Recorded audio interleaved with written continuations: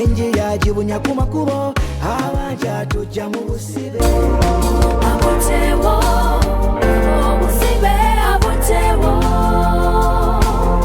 tebibadde byangu nnyo kubadde kupambana nakuseka muguwa naye olwaleero obusibe buvuddemu abotewo obusibe abotewo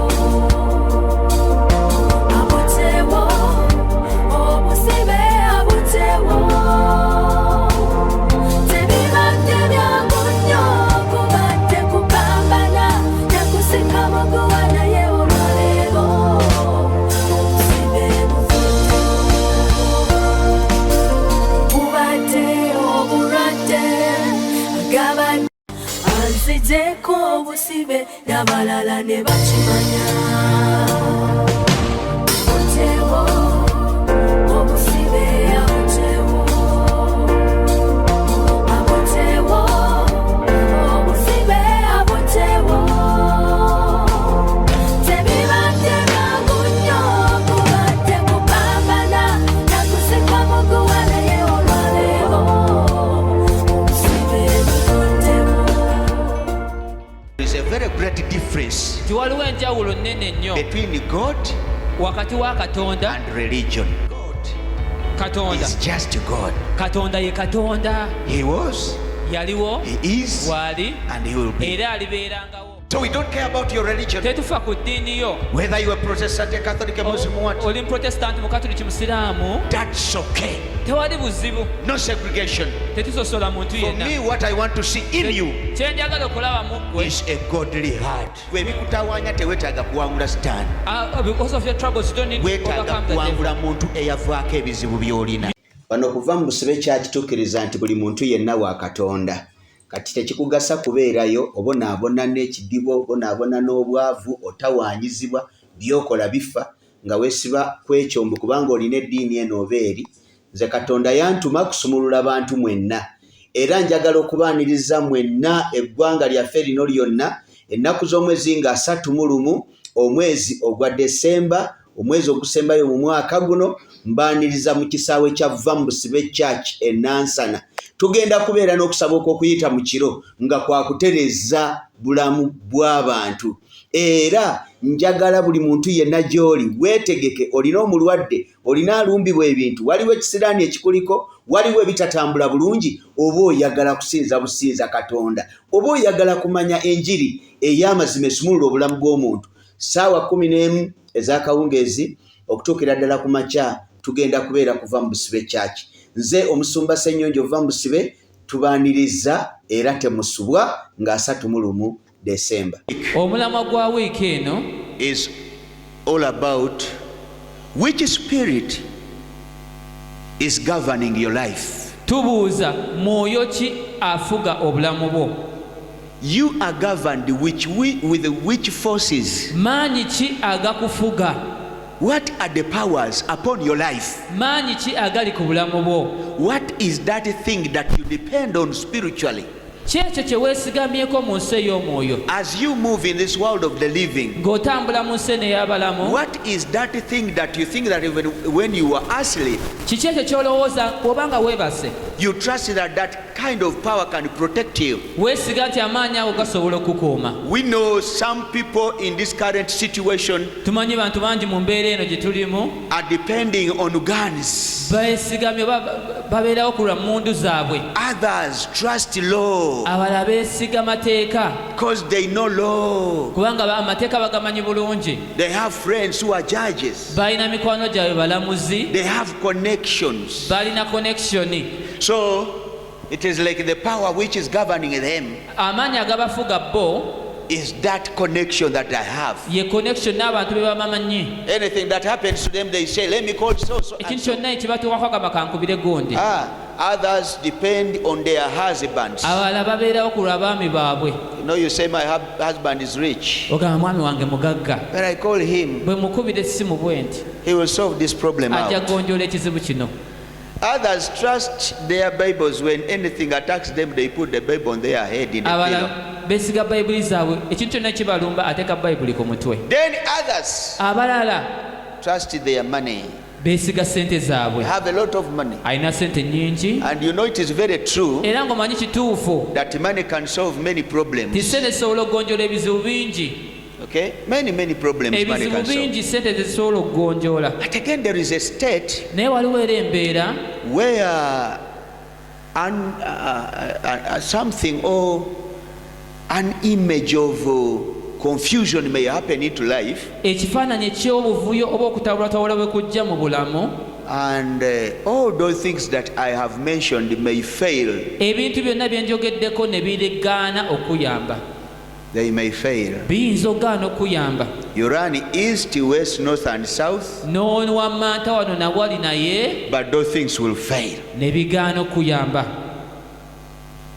So amidst that time of challenge, Mu masekkati g'embeera eyo ng'osoomoozeddwa, we say that which is that power tugamba nti maanyi kyago do you trust ge weesiga that can help you to come out of things which have challenged humanity? agasobola okujja okuyamba ku bizibu omuntu byatasobola kugonjoola. What is that power Maanyi kyago do you depend on, ge weesigamako that even when you are sleeping nga ne bw'obeera nga weebase and somebody tries to make an attachment with your spirit, omuntu n'agezaako sika omuzimu gwo, he will not, alemererwe he will fail. alemererwe kikola. What is that power that you depend on? Maanyi kyago ge weesigamako To fight for you at the time of innocence, okulwanirira mu kaseera nga tolina musango, and when you are even ignorant nga tomanyi na kumanya about the battle.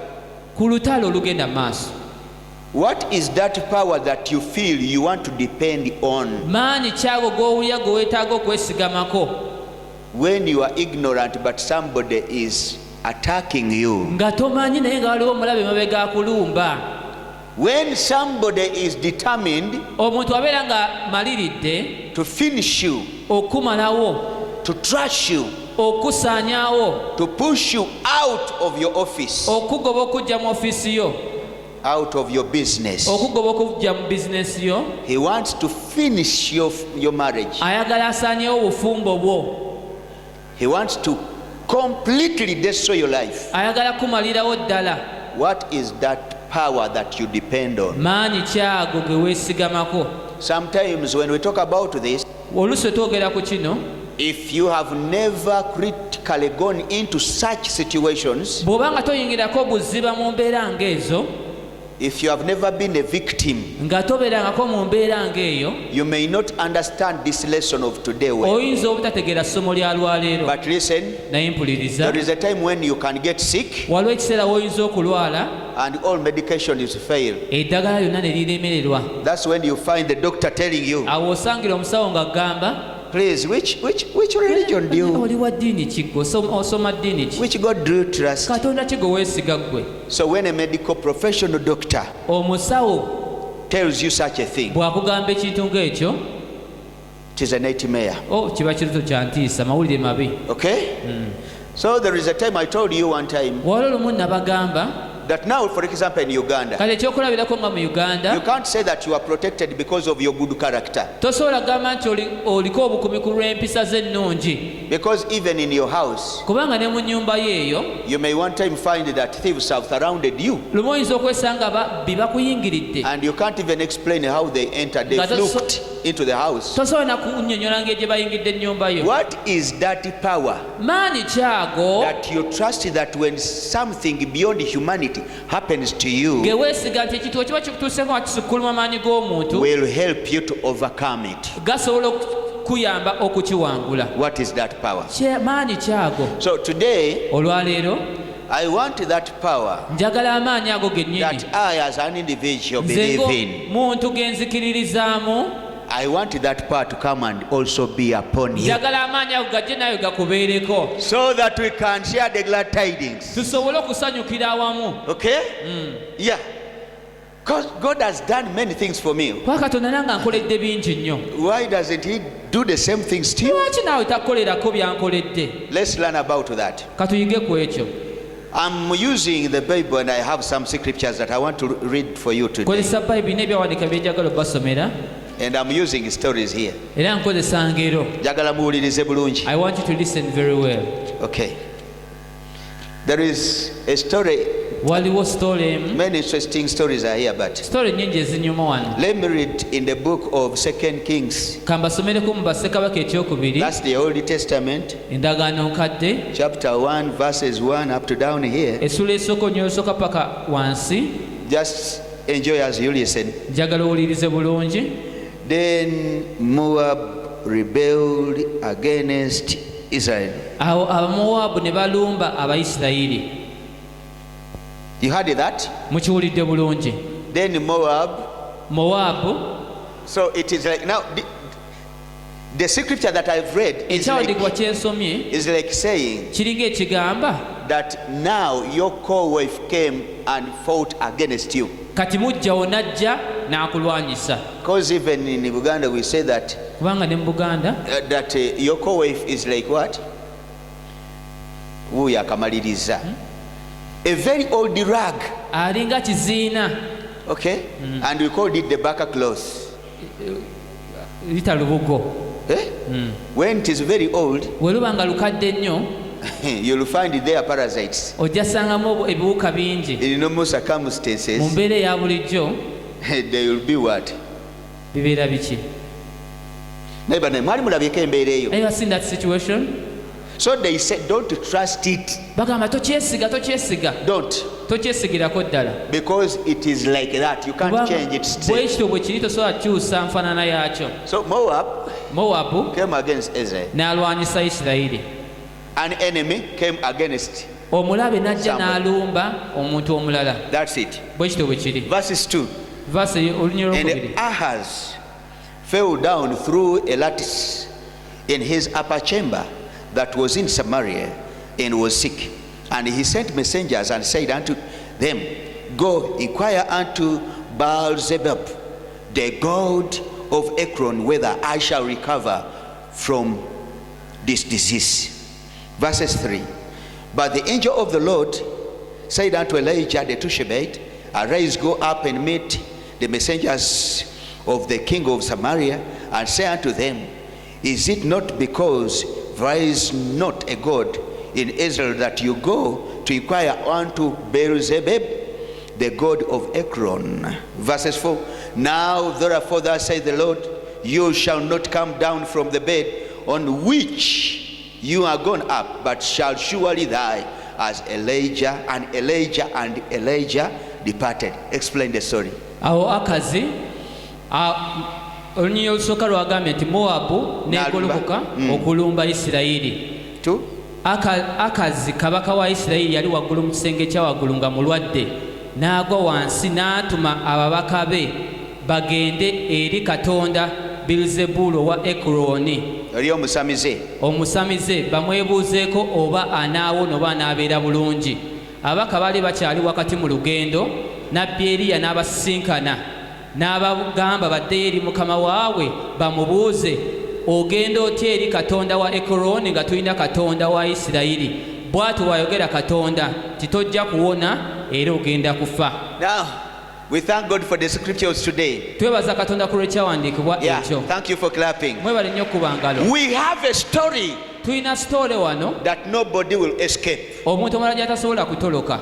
If you just listen to it bw'ogiwuliriza obulungi carefully, ng'ogyetegereza bulungi, it will help you ejja kuyamba to overcome many things. okuwangula ebintu bingi.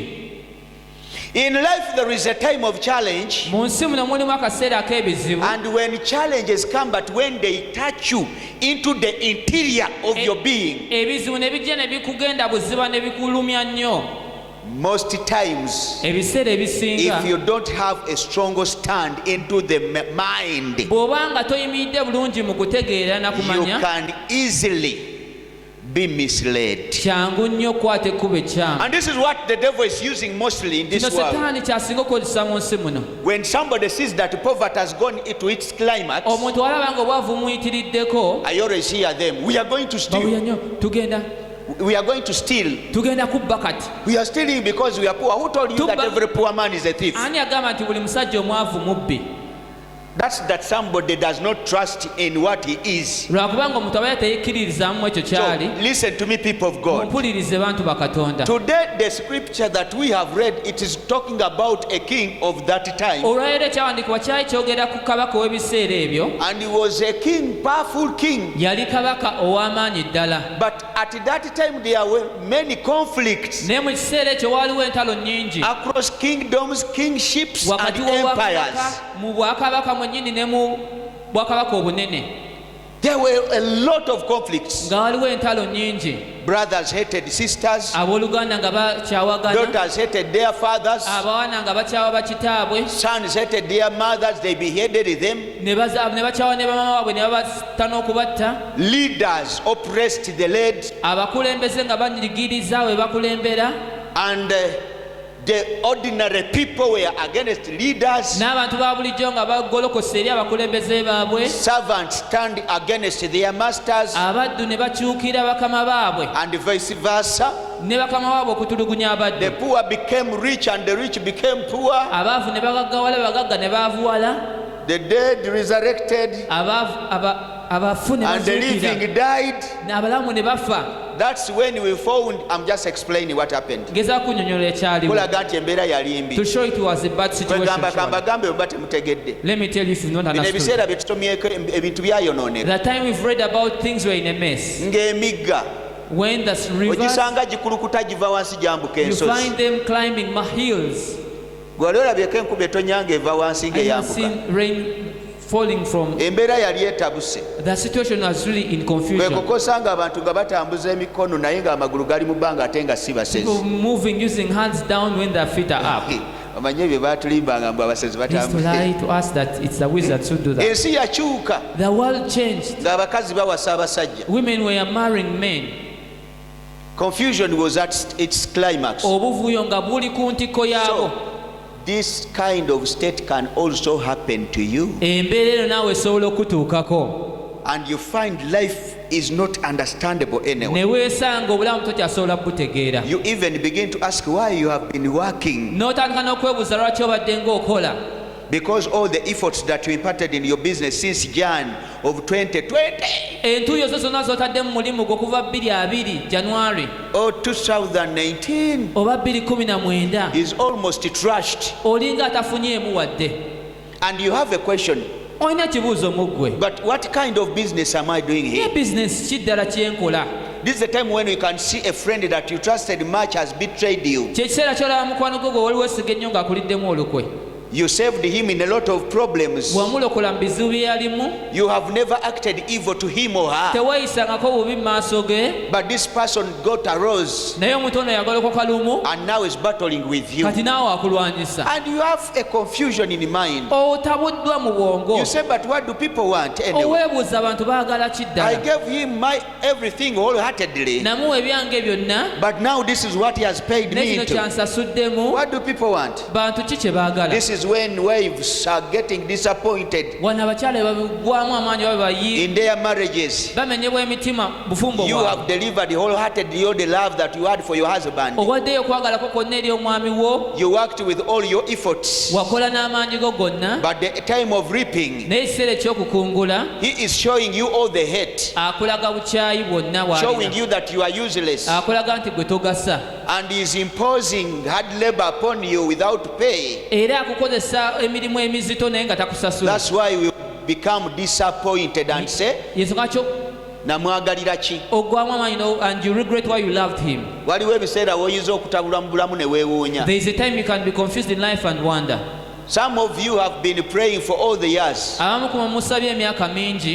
Hey, maybe somebody is listening to me and you have been in the churches for over the 20 years, the past 20 years. You have been praying.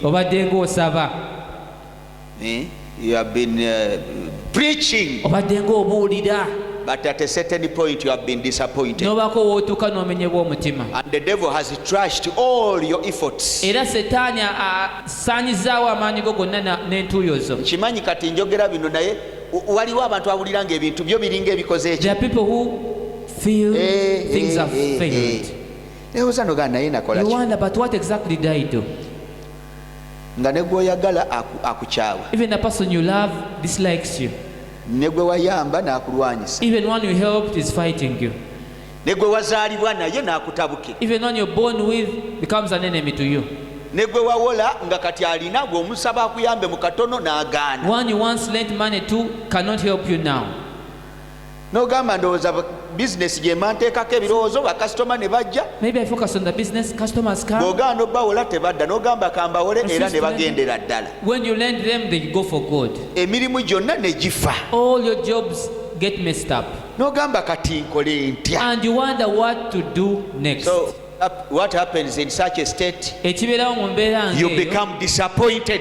oggwamu amaanyi omenyebwa omutima. But I thank God. Naye neebaza Katonda, The anointing and the power that I'm standing in now amaanyi n'amafuta gennyimiriddemu kati is to heal the wounds of your heart. gazze kuwonya biwundu bya I'm here to mutima. tell you Ndi wano kugamba that there is yet another chance. wakyaliwo omukisa God is omulala. going to bring back your blessing Katonda agenda kukomyawo omukisa so that gwo. your journey will be new, completely new. olugere lubeere lupya ddala. Kyo kikusabira kibeerewo. I pray let it happen upon your life. So at the time of confusion, mu kaseera ak'okutabulwatabulwa, there was a certain desperate king called who? Akazi. Ahazi. Waliwo kabaka omwe yali atabuddwa ayitibwa Akazi. And by the time he was in Samaria, Mu kiseera ekyo yali mu Samariya, but he had a skyscraper, let me call a big house. naye yalina ekiyumba nga kinene kikalina. So he had gone at the upper step, Yali atuuse waggulu ku kisenge kya the waggulu. upper flat, Waggulu eyo mu kisenge kya waggulu. and he was sitting there. I don't know what happened to him, whether he was drunk, but I doubt whether he was drunk. Ng'atudde simanyi oba yali atamidde. But you know, when you have a lot of thoughts, when you are in confusion, Bw'oba ng'olina ebirowoozo bingi ng'otabuddwa, that's when you support your cheek with your hand, awo otandika ogwanirira olubalo and n'omukono you gwo. can spend a full hour. N'omala essaawa nnamba When you don't blink your eye nga totemya na kutemya, and you're just looking, ng'oli awo otunudde butunuzi. a fly can even come and step on your eye backward. Ensolo esobola n'okujja n'egwa ku liiso lyo naye nga totemya. That's when your conjunctiva becomes red like blood. Eriiso lyo ne limyuka n'okumyuka. Ebyo embeera gye yali, That's the situation he was in. nga ne bw'omusala mu maaso n'ogenda takulaba. Even though you pass by him, he cannot see you. But these are Bible stories here. There's no stories of Bible.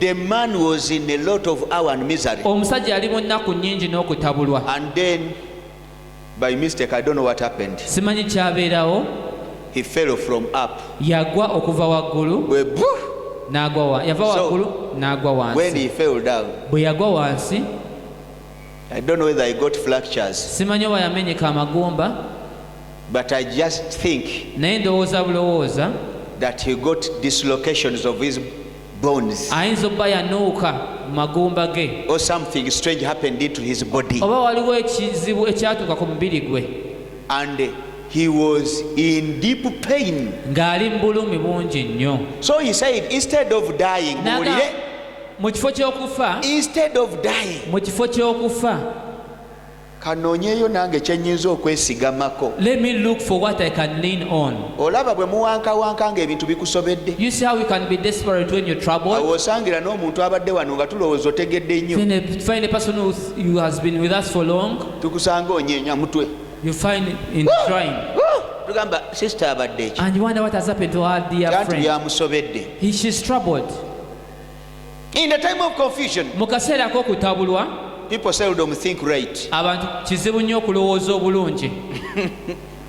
That's how the world is. Ensi bw'etyo bw'eri. So he fell and he was in deep pain. Yagwa ng'ali mu bulumi bungi, He sent messengers n'atuma ababaka, and told them, go n'abagamba to mugende Beelzebub, eri Beelzebub, the prophet. nabbi.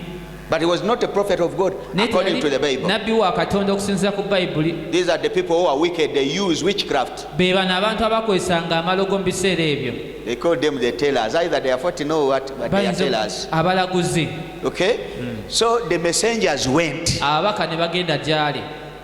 naye baali tebannatuuka. But before they reached him, It came to pass that the Lord went and visited Prophet Elijah Katonda n'akyalira nabbi Eriya and told him n'amugamba that there are some messengers who are going because of a confused king. abaka bagenda ku lwa kabaka atabuddwa. I want to tell you, children of God, Njagala obagamba baana ba Katonda, because our God lives, kubanga Katonda waffe mulamu, even when you try to go astray, God will go before you and he will protect your life and bring you back. n'owoogezaako okuwaba mu kkubo Katonda mwesigwa ajja kukomyawo mu kkubo Many ettuufu. of you are planning to go astray. Bangi kumu abateekateeka okuva mu kkubo ettuufu. God's hand is going to protect you. Omukono gwa Katonda gugenda He will kukuuma, pull you by force gukomyewo n'amaanyi, and it will command you not to go astray. gukulagire oleme kuddamu kukwata kkubo kyamu. Jagendewo omusamiza akutunuleko bw'ati. Gut, Susar will look at you, Akuba omulawo mu maaso agambe ekikuleese ki will beat you and olyokozeeko ask you emisiino. where you've come. Tujja kulaba ano ng'ennyindo We ekyama. shall see you with a Bwozi obadde kimwe damaged omwami nose. yankubye oluyi naye nga mulogo yakubye Yes, oluyi. it's the Susar who slapped you. Okay? There is a time when you will get confused and you begin to confess wickedly. Waliwo ekiseera kyojja okutabulawamu otandika okwogera ebigambo ebikyamu. You know, I have been praying. Mbadde nga I nsaba, have been sowing. mbadde nga nsiga, I have been doing my business. mbadde nkola bizinesi yange. But I just feel like God does not exist because of what is going on. Nyempulira Katonda taliyo ku lwekyo ekigenda mu maaso. Oba okyayogera ebyo. I was still saying that. By the way, today I was coming here, Olwaleero nga nzija wano Northern Bypass. ku Northern Bypass awo, I reached at a certain point when I had an exit from the main road. waliwo we natuuse nga nfuluma okuva ku kkubo, And I found a very, very big pool of blood. ne nsangawo ekitaba ky'omusaayi nga kinene. Banaye abantu tulina omusaayi. People really have a lot of blood, I tell you. Manyi oluguudo lwonna okujjula omusaayi gw'abantu. The whole road was full of blood. Nalibadde na kino nkisomesaako oba I would have thought about this perhaps. abantu mwenna abavuga booda. All of you riding borders, Bwe twogera booda tutegeeza bajaji, tutegeeza all kinds of we pikipiki. mean all kinds of motorcycles. Bannange mwegendereze. Please be very careful. Sigamba nti ab'emmotoka tebeegendereza naye abapiki mukole ki? People who ride borders, be careful. Munnange abapiki nze simanyi. I don't know what's upon you motorcyclists. Si bonna naye abasinga nze bendaba. Not all of them, but some that I see, Ekiyitibwa indicator tebakimanyi. they don't respect indicators. Nti otaddeko indicator y'emmotoka nti ogenda kuva ku kkubo, owa piki ekyo takiwulirangako. A motorcyclist Era ava emabega ng'omulengera will mubira come from ng'ali behind wala. when you can see him, Bw'akulaba ng'ovaayo talinnya ku break akuba ki? does not hold, Ng'ombe. will just hold. Kati ffe twebuuza Now we wonder, bano abantu abamu ebintu babitegeera bati. how do they understand things? Oli akulaza indicator ne bw'oba mmotoka ekuli mu maaso n'ekulaga The car indicator is just in ng'evaako. front of you and shows you the indicator. Ekintu ky'olina okukola kiri eki? One thing you should do, Kulinnya break. reduce your speed. Owa booda asika muliro One of the na kunyiga boda ng'ombe. will just increase the speed and hold. Simanyi kibaliko. I don't know what is upon them. Northern Bypass eyo Northern Bypass, emmotoka bwe ziba zigenda butereevu when cars are going direct, osanga owa booda ng'azirimu wakati. you find a boda man in between them.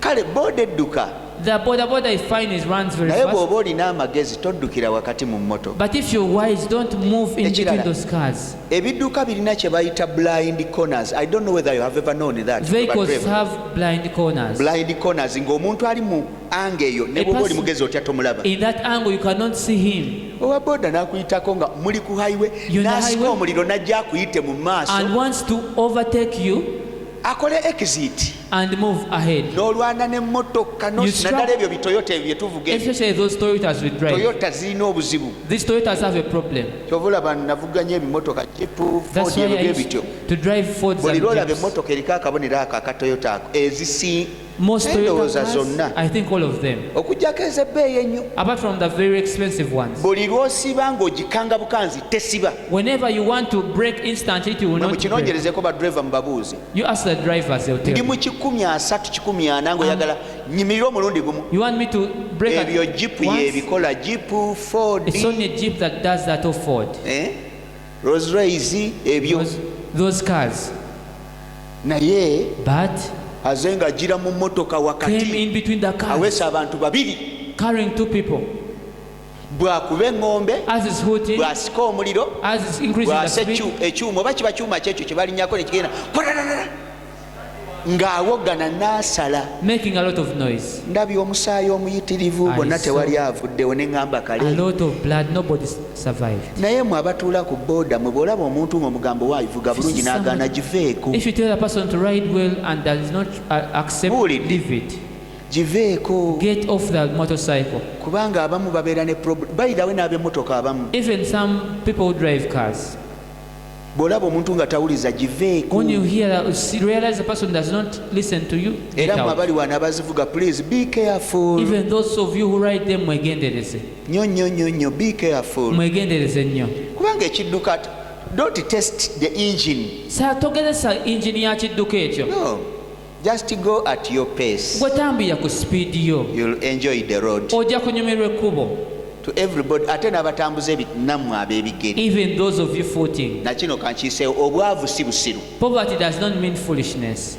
Naye bane, omanyi ng'abantu bangi bw'ogamba obwavu banyiiga nnyo. When you talk about poverty, muleke tuvume obwavu kubanga njagala obeere mugagga. Let me abuse poverty because I want you to be rich. Obeera ku kkubo ng'ovuga. You're on the road driving. Ow'ebigere najja nayingira bw'atunudde n'eri. Just comes and gwe bajja kukona tandaba. No, doesn't he see me? Bw'anankona nga nsasula. When he knocks me, will pay.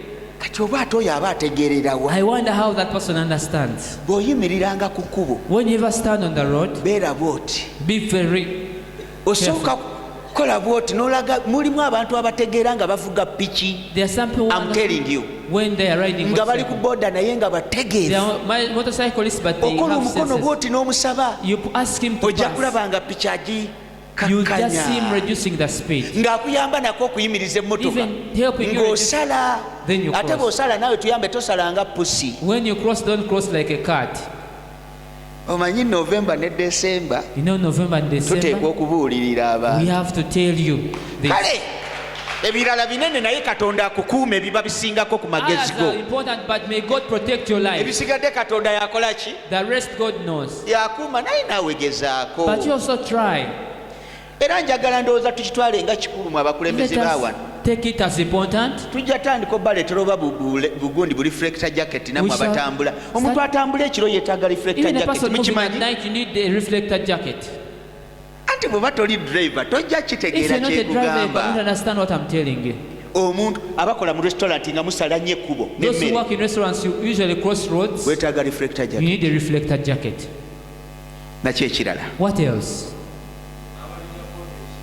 abalinnya booda ekiro. Those who board borders at kyo night. kino ekya booda emisana okwambala reflector jacket ekyo During kyo the- nange kyannemye okutegeera I fail to understand the incense. naye nga reflector jacket nzaagala. The reflector jackets, I like them so much.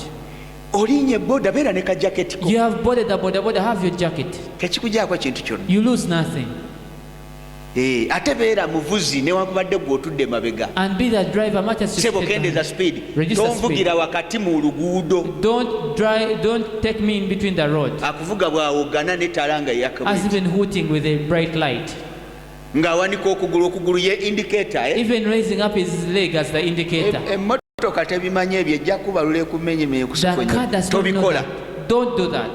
Bana mwebale nnyo kumpulizaako ka class ka driving school. Thank you for listening to me. That's a class for the driving school. Waliwo omulala gwe nasanga kamuyite musiru. I met some other fool somewhere. Nga bano bagundi bano ba wiwiwi nga bajja. When the patrol was moving, Mubamanyi? Ba wiwiwiwi. Abo nga bajja. it was coming. Ng'agamba Say no. batwale eri naffe tuli bantu We zino also- simotoka. These are also cars. Yalemerayo muku. Remained in the way. Era bajja ne bamugyako mirabwe ne bagenda nayo. They came and knocked off the mirror. Eno Uganda This is Uganda. bw'obanga tokkiriza muntu akusinga ojja kufanga Messi. If you don't accept somebody who is above you, Muno mu you Uganda die. oli ne bajja n'akwata emundu n'akuba Uganda. n'akugyawo. Even though somebody shoots you, Ogenda mukola ki? what are you going to do to him? Era ojja kuzunga mutunde n'ebibanja by'ewammwe bali lane bwe bati beemanyi They ogenda know each musibirawo. other. Where are you going to arrest him from? Kale nze ndowooza otegedde. I think now you've understood.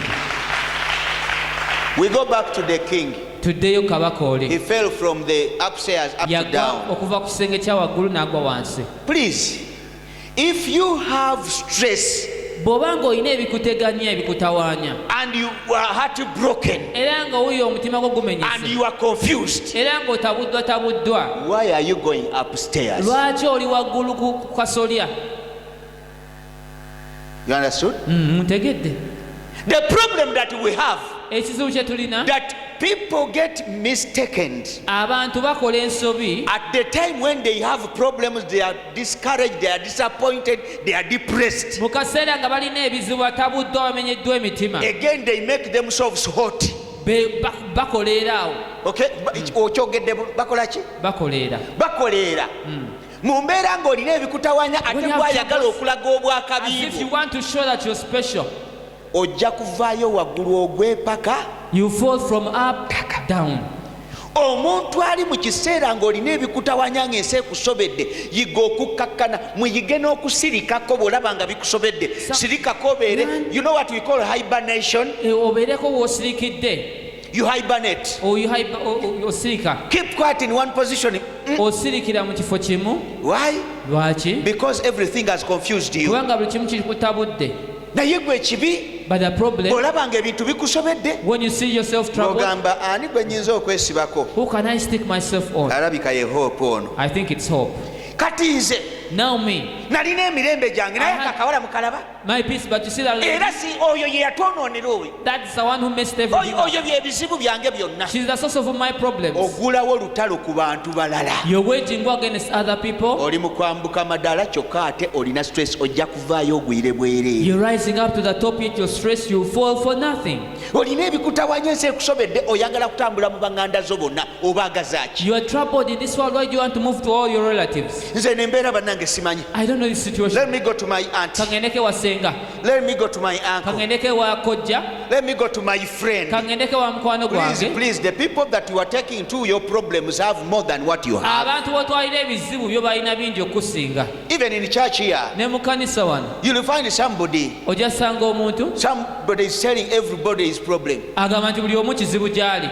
Yeah, I've ever seen such people. Nali ndabyeko ku bantu ng'abo. Or even the other side. Oba ne side eri. We have some people when you have come for counseling, Tulina abantu abamu oba ozze mu counseling, you are sick. oli mulwadde. Why do you move telling everybody that you have a problem? Lwaki ogenda n'ogamba buli omu nti olina ekizibu? You know, Mama Sam, maninyo Mama Sam? kuzibu. Oli naye yaza alina ekizibu She also came with her own problem. ozunga kiŋambira ne bati kati awo oba ozunga ki? N'ekirala, Something else. bw'oyagala kukaabira buli muntu, You want to cry for everyone. we mwegendereze n'aba bakaabirakaabira ennyo. Be careful about people who cry to you all the Muntu time. bw'akaabirakaabira ennyo buli kiseera, When they cry to you all the time, bw'anaatereera agenda kufumita ekiso. when she gets better, will stab at you. Era emirundi egisinga And most onoobanga gwe oli driven by abakaabakaaba ennyo, buli akaabakaaba ennyo ng'ogenda ojja kumaliriza ng'oli muddu ow'okugaba. If you ever having pity of people who are having problems, you'll be a slave of giving out wastefully. But you understand that statement? Naye otegedde ekigambo You ekyo. become a slave of giving. Ofuuka muddu wa kugaba. There is a secret in giving. Waliwo ekyama ekiri mu kugaba. We cannot say that if you have seeds in your hands, Tetusobola gamba nti bw'oba olina ensigo mu mikono gyo, come and drop it here.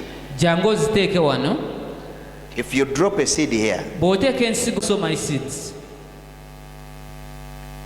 bye bintu byempaayo mu bulamu bwange nga mbiwadde omuntu yenna. Are the things I give out to anybody. Waliwo esobola kusiga nsigo yawe. There are places I cannot sow my seed. Naye abantu abalina disappointments ng'olina ebizibu ate oyongeddeko okwagala okuwalamba ogendewa. Do you have problems that you want to rise up to the top? Buli lwolaba embeera ng'ezze kakkana, When you see gyawa situations, amalala, calm down. kakkana wansi. Calm down. Kubanga ne Katonda Because even God mwesigwa ayagala okuyamba abantu. is faithful, wants to help the humble. Naye ono problem yamuliko first instance But the problem that was upon him, is going up kwe kwambuka waggulu, on the flat. waggulu ku kalina. You have problems. You have been attacked by your enemies. Olina ebizibu, olumbiddwa abalabe bo. Why are you showing off? Lwaki weeraga?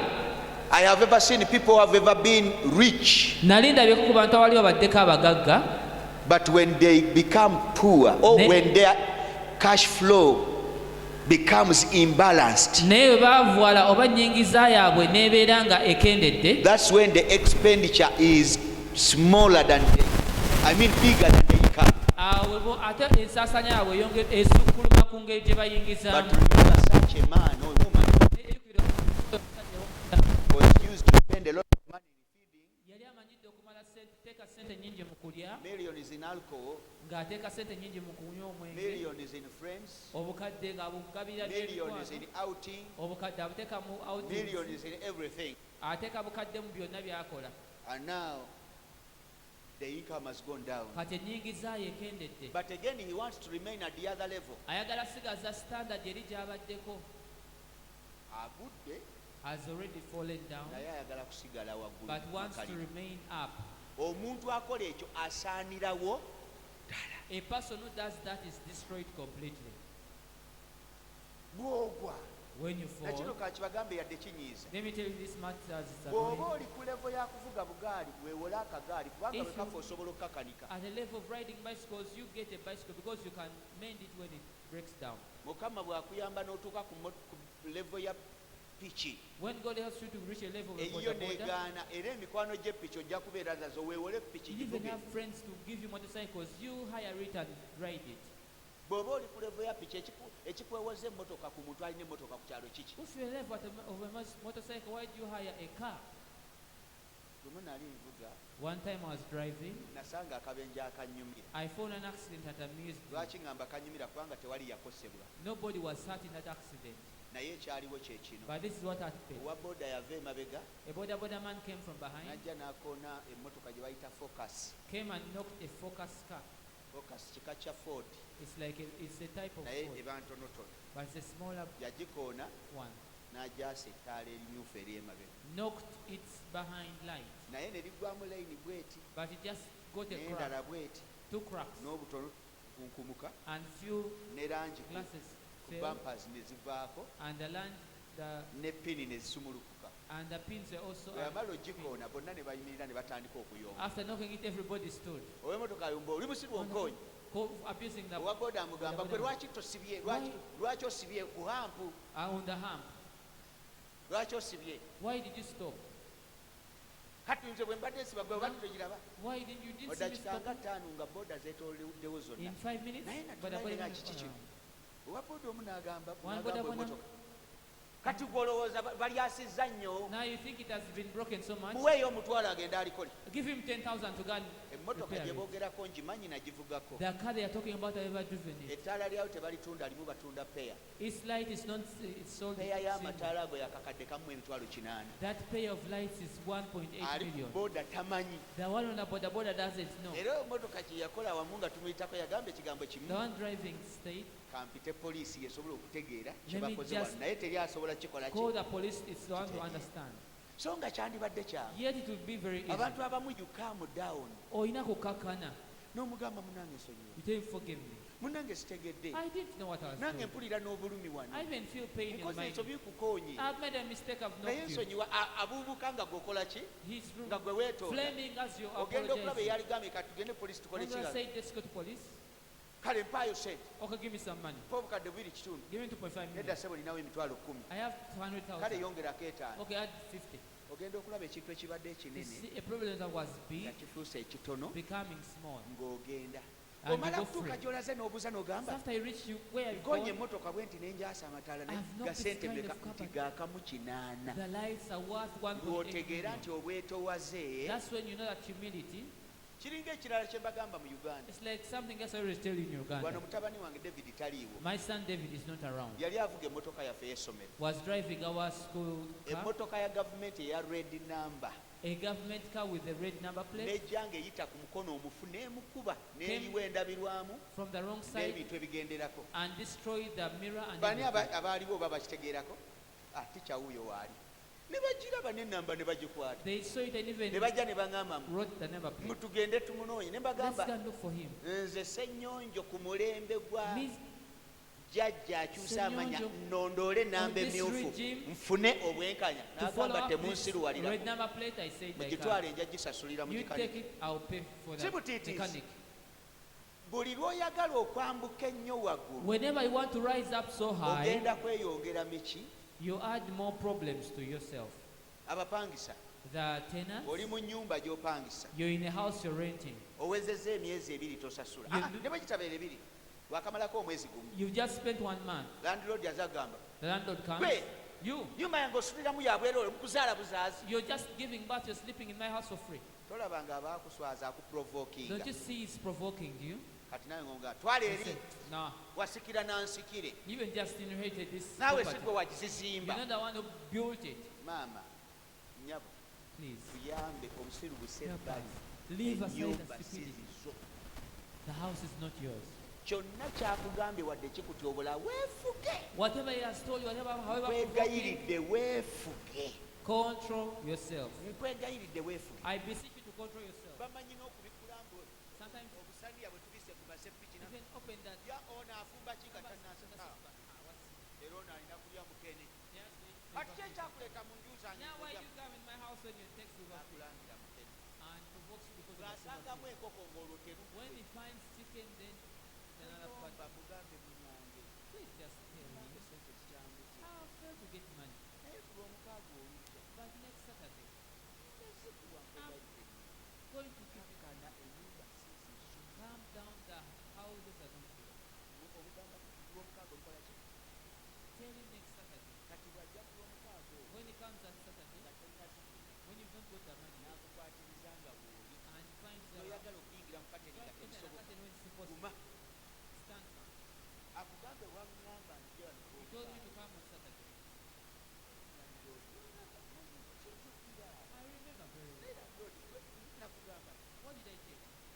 kiko waŋŋamba nti nja mu lwomukaaga You olujja told me to come next Saturday. kyekyo kinnyinira That's what I did. era nkitegeeza kujja ku lwomukaaga olukola ki Come next Saturday. olujja Come back next Saturday. nali I nkitegeeza meant it. Please come back next Saturday. era gwe kasalu n'atuukanga And when okola it comes, you come. beera mukaka Be humble. naye gwe gwe bapangisa You're the tenant. lwaba talina sente You have no money. oli mubiyingizaamu Don't. fene ku kanisa yaffe Even at our church, batugamba tujja kulya ensi they told us we are to dominate this world. olya nnyumba z'abandi ezitali zizo Are you dominating somebody's houses that are not yours? ofunanga confusion weewala okulinnyawa When you have confusion, resist from rising to the top.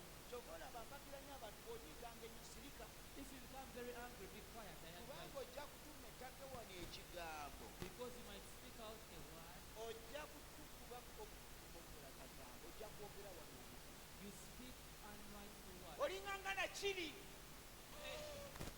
byonna bye babisse banno n'obijjayo Whatever they are covering up, you speak it. omanyi omuntu ayomba n'avaawo nga mwena temukyalina private parts Somebody who can quarrel and abuse it. oluyombo nga mwena lutuuse patiramu okubeera public When anti they are azaanise zonna all n'azimalayo your private parts public. please save our private parts Kuyambe. leave them private Biretenga biri private. negwenda n'obyambula nga byogera kino ebiwanvu ebibi ebyefunya simanyi ebyakola ki n'obivuma You abantu speak everything with bakubuuza lwaki mbu kubanga onyize obyejjusa luvannyuma You just regret later. nga tokyayinza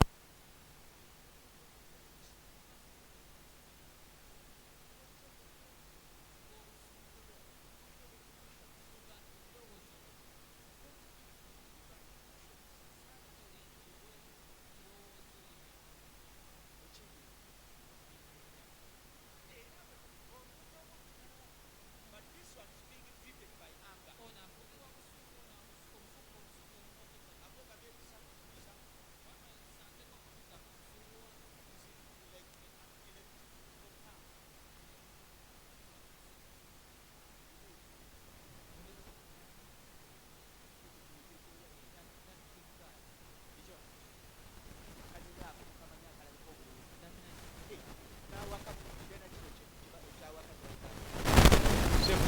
Even that time. ate yuye mu maaso simanyi naye eyanjala ekyoya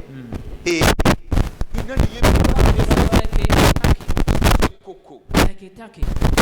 nobeeranga kali kensinga okumanya ke kasinga okunyuma kaba katini bwe kati It naye is very small, the peacock, but it can stretch out its feathers instantly. we nogenda nokyankalana because you are angry. kubanga oli musunguwavu. Everybody must know. buli omu alina okumanya. You begin to make a press ups, you are like an guitar. Nokuba press ups. You see here in the throat somebody swelling. Ngola ne mu nsingo yeeleza emitya. Oh why? Walabye firimu ya Komodo oba wabadde kuki? What happened to you? Olyoka ottabukira okwenkana ekyo. Then you become a problem to us. But this man was upstairs and he was confused, so he fell down. Omusajja ono yali waggulu ng'atabuddwa n'agwa wansi. The mistake that he did ensobi gye yakola was to say that if everything has failed in me, kwe kugamba nti byonna biba binnemeredde, let me send my messages not to the God that I know, but to the God that I hear. abaka bange si eri katonda gwe mmanyi naye katonda gwe mpulirako. So his people went to the God that he hears, not the God that he knows. abantu be ne bagenda eri katonda gwe bawulira si katonda gw'amanyi. But because God loved him anyway, naye kubanga katonda yali amwagala, he sent Elijah and told him that go and stop those messengers, tell them that your master is gonna die. Eriya abagamba abawaka nti mugambe mukama wammwe nti agenda kufa. And they took back the message. ne bazzaayo obubaka. When he saw them, bwe yabalaba, he imagined that the time was not enough for them to go into the place he had sent them and come back. So he realized, he noticed it, that they had ended in the middle. nti baali bakomye wakati mu lugendo. So he said, why did you go where I told you? lwaki temwagenze gye nabalagidde? You know, when we were going, we found the prophet of man called Elijah. twali tugenda twasanze nabbi wa katonda ayitibwa Eriya. What did he say? yabagambye ki? Told us, you know, yatugambye your master is going to die. mukama wammwe agenda kufa. That's when he said, ebyange bikoze eki? awo yagambira nti it's done with me. Ebyange bitabuse. Lwaki weereetera obuzibu? Why did you bring problems to yourself? Gwe njagala katonda y'abaafuga obulamu bwo yonna gy'olaga. I want God to reign in your life wherever you go. Mu mbeera y'amaziga nkwegayiridde okaabire mwani? In Mu Mukama. time of sorrow, cry when you have God with you. Mu mbeera y'ekyeya kaabira mu Mukama. In times of drought, cry to God. I think I will also get some time to come ndowooza nja funayo obudde maaso eyo and begin to teach you when we say that cry unto your God. What do we really mean? basomese bwe tugamba nti kaabira katonda wo ki kye tuba tutegeeza. What do we really mean? ki kye tuba tutegeeza ddala. Because some people will be mistaken and think abantu abamu bayinza okulowooza that crying to God means to come here okaabira katonda kitegeeza kujja wano and begin to shout, n'otandika okuwogganira waggulu. hey! Oh, oh, I command you! nkulagira For years and years. okumala emyaka n'emyaka. That's not what we call calling upon God or crying upon God. kye kitegeeza okukaabirira katonda. This is all about meditation. kikwata kufumitiriza. Have it in mind beera nakyo mu birowoozo byo that the author of your life has a plan for you. ti katonda ensibuko y'obulamu bwo alina pulaani y'obulamu bwo. Okay? Byonna ebigenda mu maaso mu bulamu bwo maama tuyambe manya whatever goes on in your life, no, nti eyakuteeka ku nsi yakuteekako ng'akumanyi era ng'alina ekigendererwa. your creator knows you and had a plan for creating you. Singa teyalina kigendererwa If you didn't have a purpose, wandibadde wafiira mu lubuto you would have died while in your mother's womb. oba ebirwadde birala byandibadde bikututte. All other diseases would have consumed your naye life. bw'oli kubanga katonda oyo alina But you're still alive because God ekigendererwa ku bulamu bwo. has a purpose upon your life. So mu mbeera yonna yiga okwetereza wekogambe In whichever no situation, learn to put yourself in order. kino bwe kiba kiganyikankwa ate n'ekirala And something else, nga tezinavaako ezammwe ezo before you lose your temper, nga tezinavaako before you lose your senses, olw'embeera because of the situation, ofubanga okwebuuza ebibuuzo bino, first ask yourself these questions. naye lwaki ekintu kino weekiri? But why is this problem existing? Ekyokubiri weebuuze Secondly, ask yourself, kivudde ku ki? what is its cause? Lwaki weekiri? Why is it happening? Kivudde ku ki? What's its cause? Kinjigiriza ki? What does it have to teach me? Mukama akyogerako ki? What does God have to say? Nyinza kitolokamu ntya? How can I escape out of it? Ebyo ebibuuzo byolina okwebuuza. Those are questions you should ask yourself. Mukitegedde? Have you got it? Kati okusingira ddala, Now, most importantly, you must be a wise person. olina obeera omuntu omugezi. For example, we have been talking about this king. ekyokulabako tubadde twogera kabaka But ono, if you read about the story of these kings according to the Bible, naye bw'osoma ku bakabaka bano okusinziira ku bayibuli, you will know that their problems emerged at the time when they had a diversion as a kingdom. ojja kwezuula nti obuzibu bwe bwajja nga bafunyeemu enjawukana mu bwakabaka. Yes, 11 of the clans went the other way and 2 of the clans remained. ebika 11 byagenda eri, 2 ne bisigala eno. And they began to elect kings. Ne batandika okwelondera bakabaka. Not by heritage. Si lwa bunsikirano. But they elected them. Naye babeeronderanga bwerondezi. By pride, pressure and power. Then others remained because they were abandoned by their God of the time. So it was very clear that the abomination that they had done had to imagine practical and impose a curse upon them. But they didn't know. Now you must know, but why am I going through all this? When you understand the source of the problem, it will be easier for you to overcome it. Look at your family. What happened to your mother? Can you tell me that your mother was abandoned at the time when you were a baby? And then you think that you'll be favored at the time when you will grow up just like that. Many things will come to attack you just because of your background.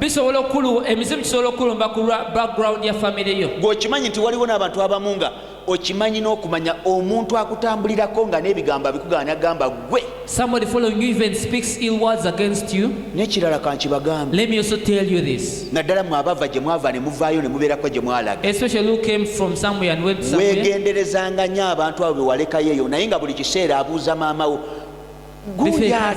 About that people that you left there, asking about where is he now? When you find him, he creeps quiet.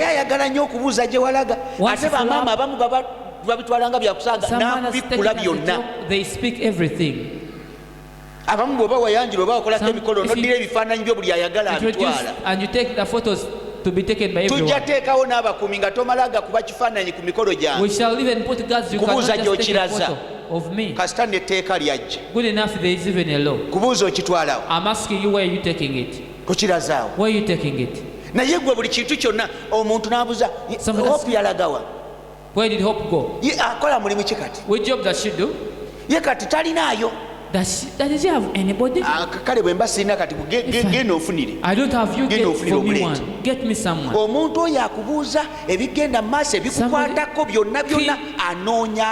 To know about all that concerns you, what is he looking for?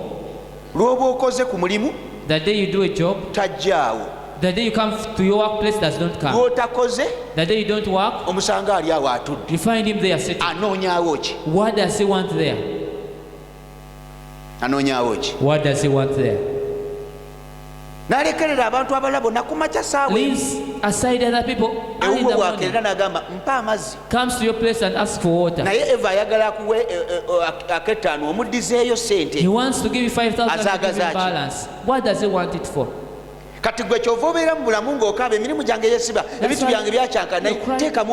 Things are messed up. You think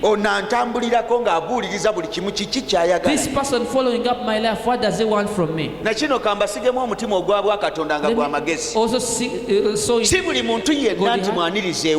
you shouldn't welcome everybody at your home. There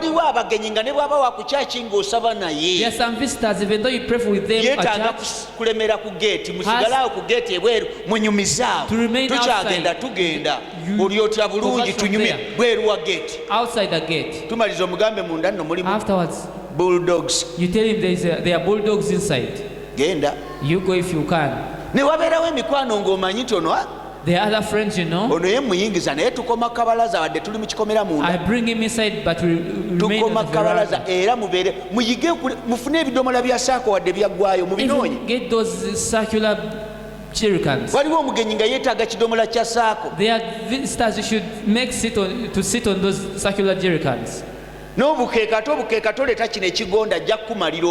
a match, don't bring a comfortable one.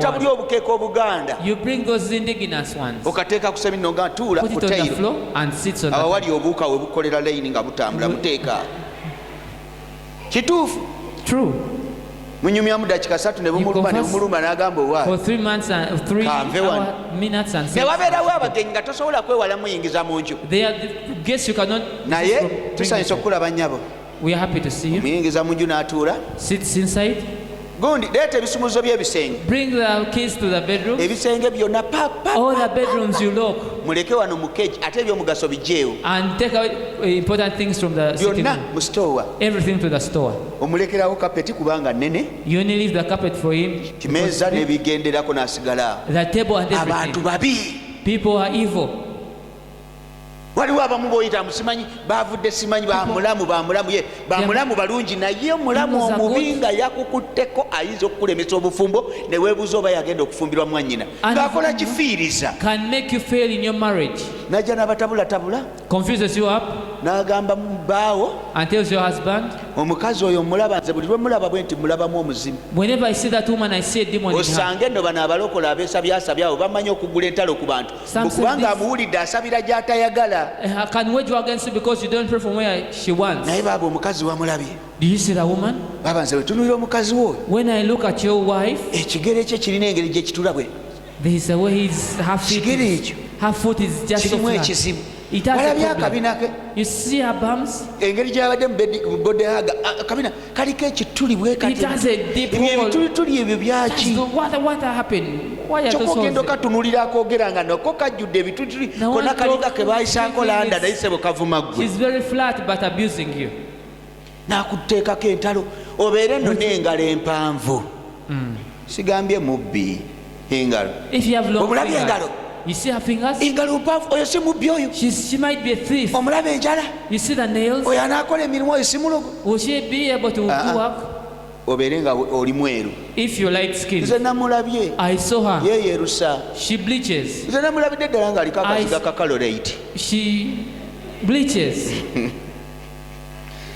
Ogenda okumaliriza In the end, ate kambagambe abakazi mwena abali wano listen to me. all women listen to me. Ompulirize. Bwe wabeerawo omuntu agamba mwami we ebigambo nga mwami wo ebigambo abisindika eri There is any person speaking against you before your husband, but the husband ignores. togezanga okulowooza nti tebirina kye bimukolako. Never think that they don't do any impact upon him. Gyako mu biwuliriza over and over. The more he listens to them over and over, Alina olunaku lwajja bw'ojja there's tutegeera a day that will come, you get to know. oba otudde bw'oti You'll be seated. omanyi bw'obeera bw'oti You know when you're straight, ng'otunudde eno olaba TV watching the TV, waliwo ango eno beera ango kyeno there's an angle. eno ango kyeyo Which angle is that? mutera ogirabiramu abantu You usually see people from there. ango eyo sigitegeera I don't know that angle well. obeera oti You're looking naye straight nga mu forward, ango eno but in the sides, olaba omusajja akwetegereza you can see the man looking at you. atunudde wakati wano bamugambye amabeere ageeyawula They told him that your breasts are widely spread. atunudde kyokka oli mukyala we Yet you're his wife. oba ageegatta kyonna All kyeki the ones that are jointed. banaye temukebera abantu Please wano don't start checking yakulaba people. omuntu atandise okebera Somebody's omwomu trying to check another person. omuntu nga takwagala A person who doesn't love you, ogenda okulaba ngaomusajja kimulya mpola it just eats him up ogenda okulaba slowly. ng'atabuse You see him one day getting confused.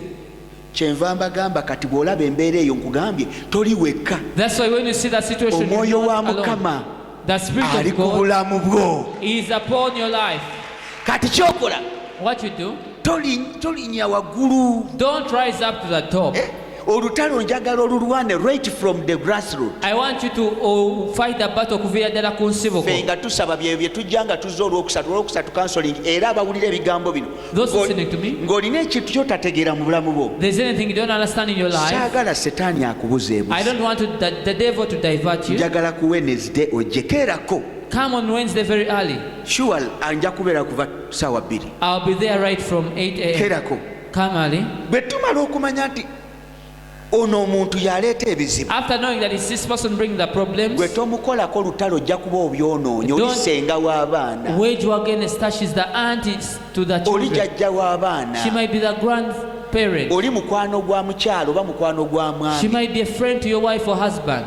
sirika tulwane olutalo Just keep quiet, let's fight the battle. katonda ayite eri bw'atyo God will pass the other side. asooka abatabula ababiri ye n'omwami wo First confuse that person and your husband, and they'll beat each ojja kuwulira other. omusajja nga jjanga akugamba oyo bw'omulengera nga wano kumpi n'awaka waffe nkubira essimu If you ever oba see her kubira here, poliisi call me or call the police. omugambe ye But sweet yakoze My sweetheart, ki what did she do? yakoze ki What did baby she do, my baby? nze ate simanyi naawe oli ku I lulwe my donor side.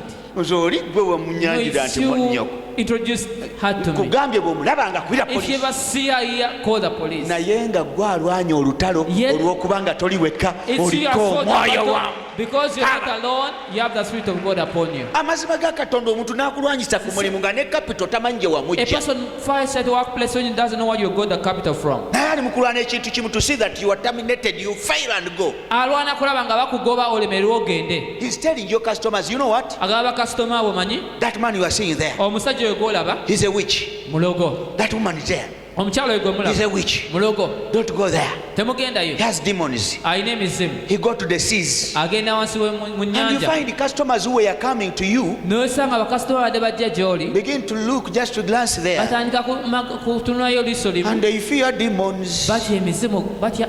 you see them bypass you say mama good Bayita onomuyita maama gundi. come and check the ear Jangu olabe ku. you'll come there Njakujja mu budde bwange. and you don't know what is happening Tomanyi kigenda mu maaso. but somebody just at the corner Omuntu alina ensonda gy'alimu. is rebuilding his evil Azimba ebikyamu obubi bwonna bw'akola. blackmailing you every day Akusiga enziro. somebody who was getting 1 million every day Omuntu yali ayingiza akakadde olunaku. you begin to deteriorate you go to 500 Notandika okuddirira ozze mu mitwalo 300 500, 100 mitwalo 3, mitwalo 10. a day comes and you stay at your business Olunaku lwe lutuuka n'obeera ku bizinensi yo. and you fail even to get a transport to go home N'olemera n'ofuna transport akuzzeeka. amazima ga katonda nga ebintu mu business mwebiri Sincerely, nga mwebiri mu business you have items in your business. kyova ogamba mukwano gwo mpaayo esatu That's why you ask your friend to lend you 30,000. Lend me naye 20,000. nga weebuuza naye omirimu guno But you wonder this job, kiki ekitubaddeko we kiki what exactly is happening? ng'oli ali wali aleega entwingiri She's akoonoona just buli there. lunaku Destroying your life every day. oyo ogenda mulwanyisa otya How are you going to fight such a person? ogendayo nti nange kamwogereko bakasitoma baleme gendayo Can you go there and No. badmouth the person also? besirika Just keep quiet. tugenda kulwana olutalo nga twesiga oyo katonda oyo omwoyo wa mukama atambulira ku bulamu bwaffe We are going to fight trusting the Spirit of God reigning upon our lives. ojja kuwulira buwulizi ng'emisinde gyatwala okuva mu kifo ekyo Only to hear the person fleeing away from that location. bali kubikira bubikizi ku makya nti yatemye They will just tell in the morning that she left. tulina katonda alwana entalo We have a God who fights battles. in your office Mu office yo, please do right kola ebituufu. let God fight for you Leka Katonda akulwanirire. naye kye saagala But one thing I don't want kwe kuwulira nga ggwe mu bulamu is to hear that in your olina life ebizibu naye nga tofa naye kumanya kino kyavaawa you have a problem but you don't wonder where it came from. sebo atudde emabega wano eyeekute kutama bwoti gwani moses kyaze yes kyaze yimirira bakulabe Just rise up, they see you. oyo That yajja man, nga alina waatunda there is a place he's selling, naye ng'omuntu omu amuzimbyeko akayumba but one person is waging war against buli him. gwalaba ajja okugulanga nedda Anybody sees the tebatunda buyer, says no, don't buy. buli ajja nedda Where nedda comes no, no, no, don't. kyokka talinaawo kakwate Yet he's not having any era attachment. namugamba kimu nti agenda kulwala abeere ku ndiri paka gwe lwolutundawo Will emabegaawo yazze n'obujulizi oyo n'ansanyusa Be kusumba bedridden.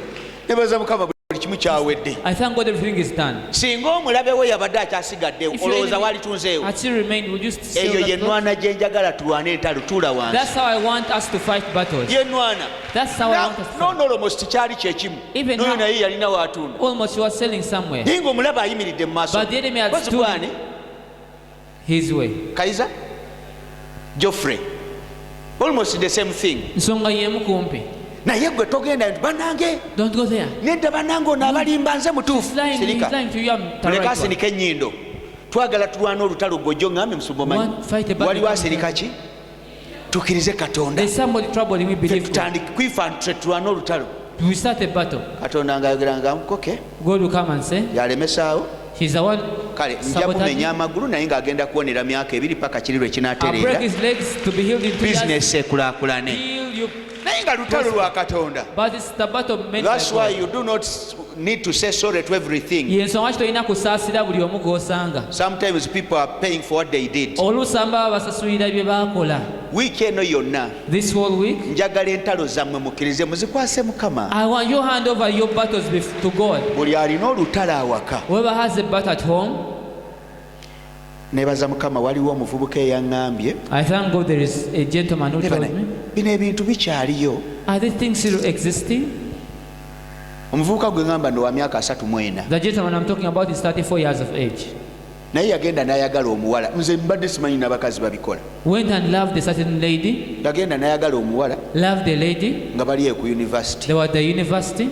Kati ne bafunamu obutaka ngera bumanyi naawe byesome nammwe mwabikola mwenna. They had misunderstandings. Abamu yatwala embuzi yo tomanyi na gyali. Some of you, the person who took your virginity, you don't even know where he is. Bakuba kati weefuula ow'akabi. Just that you make yourself special now. Naye oba yalagawa. But I wonder where he went. Omanyi ne gyali gwe. Do you even know where he is? Ate ensaasira omulala nga yagitwala ne mwawukana naye okyakuumya ekinamba. Wafumbirwa olemedde kavumu You're oba already married, wabaaki. but you're still sticking on that phone number. N'obufaananyi obwedda. Even photos of long ago. Awo nawo nkwewuunya. I also wonder. Baayagalana ne baawukana. They loved each other separated. Omuwala kwali ku Christmas n'anoonya omuvubuka. Omuvubuka yali ali waabwe eri mu kyalo. The man was in the village at his Mu home. Eastern region ekyalo kye yaŋŋambye ekyerabidde. In Eastern, a certain village. Butaleja. Butaleja. Butaleja mumanyiyo. In Butaleja. Butaleja. Butaleja. Naye omuwala azaalibwa eruweeru. Alinya atya emmotoka okugenda ew'omuntu gwe yawukana naye ow'Ebutaleja ng'ate baayawukana. Went and to an ex they separated with in Butaleja. Mgbe bwe yatuuka. When she reached, n'afukamira n'amubuuza. knelt down and greeted him. Bwe yamala okumubuuza. After greeting him, n'akwata engatto ye bw'ati. got his shoe gye yali ayambadde ng'alaba. that he was putting on, N'agijja mu kigere kye. put it off his foot. Katona okola ki? What are you doing? Teyamugamba, teyamuddamu, Did teyayogera not say kigambo. anything to him. N'akwata engatto. Took the shoe agenda naye. and went. Ono ng'alowooza byakusaaga biringa It was a joke. I thought it was a n'atambula n'agenda n'alinnya emmotoka. moved, N'addayo. boarded and went back. Kye yava amukubira oluvannyuma. Then called her later N'amugamba and told her, nze okundekawo. for you to leave me, Wandekawo. you left me fine, Naye tolifuna mukazi yenna. but you never get any other woman. Nga biyita byakusaaga. Thought it was a joke. Okutandika kw'olwo. From that time on, Omwoyo gwatandika omulumba ekiro nga yeebase ng'abeera na mukazi buli kiro. the spirit used to attack him in the night and use him sexually. Naye nga ne bw'ayagala okubeera n'omukazi owa ddala. Even though he wants to have a real woman, Omusajja nga yafa amagenda n'amadda. the man was very impotent. N'asooka alowooza oba I byakusaaga. thought it was a joke, Ne maybe. yeerwanako bino ebyekisiru ebyamu bye mukola Struggled. simanyi lubalula simanyi biki ebyo No, went mukole. to the app. Wa Things failed, I tell you. nga teri Nothing was happening. paka ku myaka gy'aliko gino Up to this age, 34 asatu mwena. okuva emabega mu university at From way 1920. back ng'akyalina emyaka 2. Naye oluvannyuma olw'okusaba kyava ati After bwakugamba genda olabe ebyakubaako aloota bulosi kirota akiraba ajjukira buli kimu Had ekyakola. a dream and remembered everything that happened. Kati nno bannaaye Now, singa yakikukola naye teyafumbirwa n'asigalawo ekyogamba kale if the one who did it to him never married, it yaali mu would be okay. bufumbo maama azaala baana She's in marriage, she's giving birth. ono ali eno embazi ye baagikuula This one is this side helpless. obwo buba bwenkanya Is that fair? awo waliwo justice awo Is there fairness there? kyenva mugamba kati omanyi That's why I told him, Katonda njagala akole naye kennyini gyali asooka akole ki I want God to work.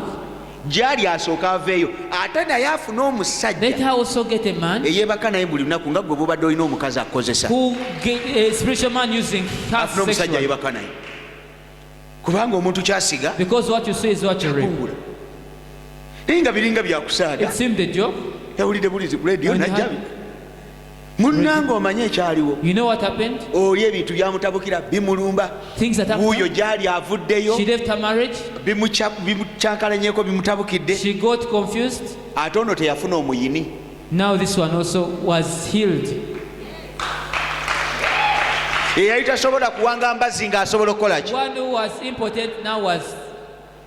Kinyuma nnyo eyakukabya amaziga nga naye agakabyeko It is so ate good gwe one who n'ofuna made you cry, obuwanguzi. also cry for you. Naye question, ani yagenda okukola ekintu ekyo? Who went to do that? Ojja kikola nga toli weka. You not Ojja do it kikola alone. ng'olina Katonda atuula ku bulamu bwo. Do it with the God who Saba reigns Katonda akikolere mu upon linnya your lya life. Mukama. May God do it upon your life. In the Saba name of God. Katonda akikolere mu linnya I lya pray may Mukama. God do it upon you. Omanyi nti olwaleero tuli wano bwe tuti. Today we are here.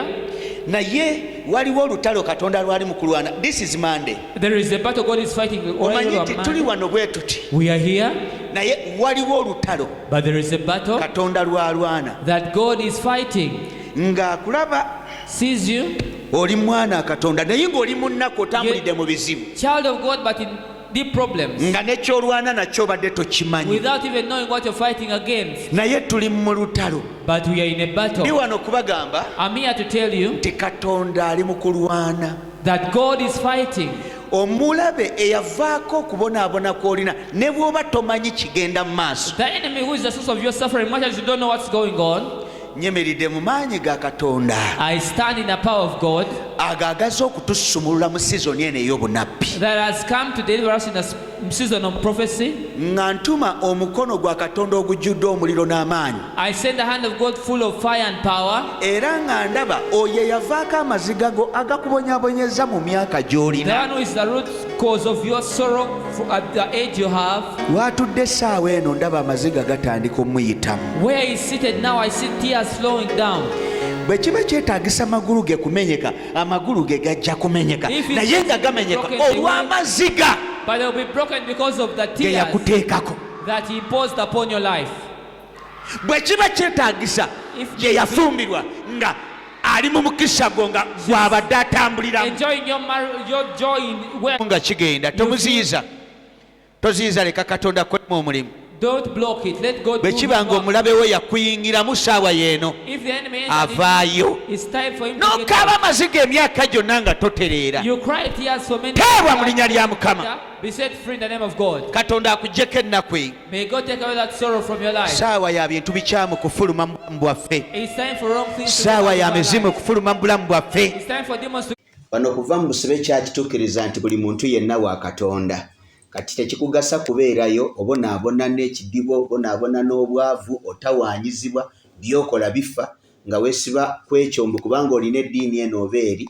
Nze Katonda yantuma kusumulula bantu mwenna era njagala okubaaniriza mwenna eggwanga lyaffe lino lyonna ennaku z'omwezi nga 31 omwezi ogwa Desemba omwezi ogusembayo mu mwaka guno mbaaniriza mu kisaawe kya Vva mu Busibe Church e Nansana. Tugenda kubeera n'okusaba okuyita mu kiro nga kwa kutereza bulamu bw'abantu. Era njagala buli muntu yenna gy'oli weetegeke, olina omulwadde, olina alumbibwa ebintu, waliwo ekisiraani ekikuliko, waliwo ebitatambula bulungi, oba oyagala kusinza businza Katonda, oba oyagala kumanya enjiri ey'amazima esumulula obulamu bw'omuntu. Ssaawa 11 ez'akawungeezi okutuukira ddala ku makya tugenda kubeera kuva mu Busibe Church. Nze omusumba Ssenyonjo Vva mu Busibe tubaaniriza era temusubwa nga 31 Desemba. Mwagala kukola ki?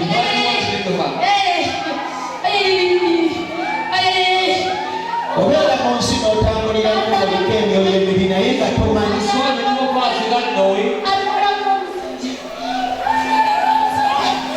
Lutalo lwa musajja.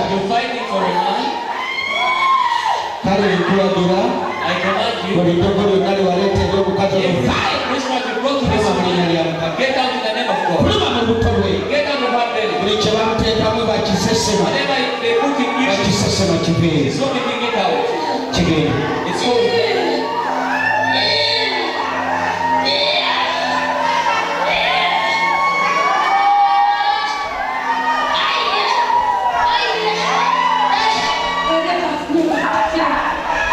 Tokubaze n'amaanyi okuva leero Katonda akuwangudde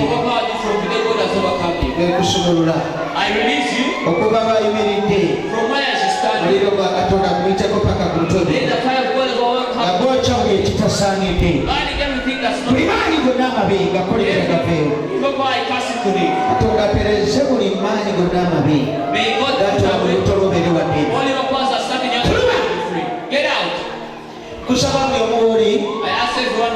kole sala ng'osaba make this prayer as you pray ugambe nti Mukama and say, Lord, nzijjako obusibe obundiko. deliver me from the bondage. Just to pray. Musabe.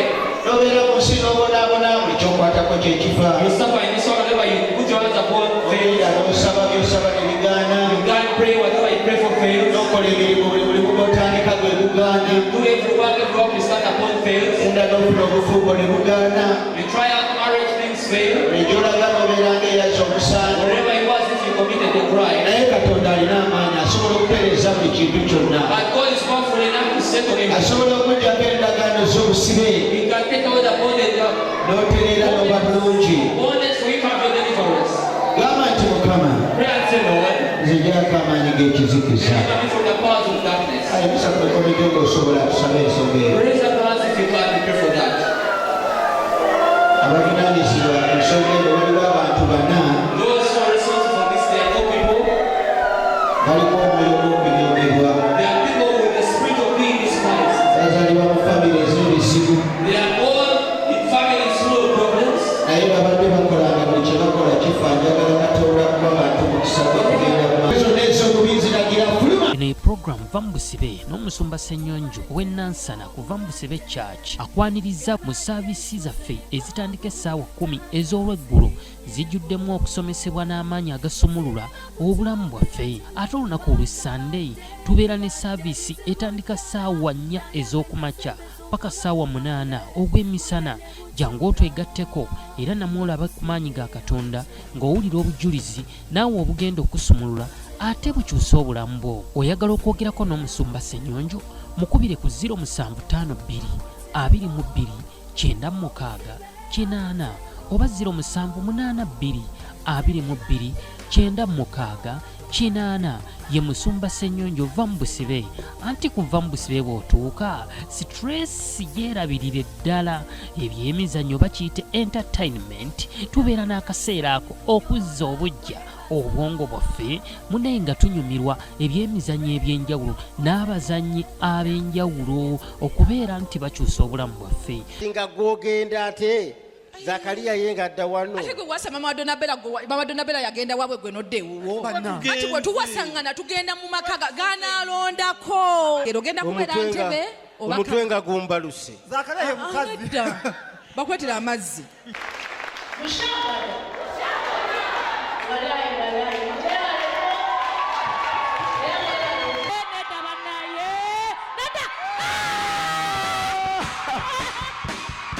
N'olwekyo jangu weerabireko ku maanyi ga Katonda kuva mu busibe church ennansana ew'omusumba Ssenyonjo ng'ate bw'onyumirwa kyokka ng'ate bw'osumululwa.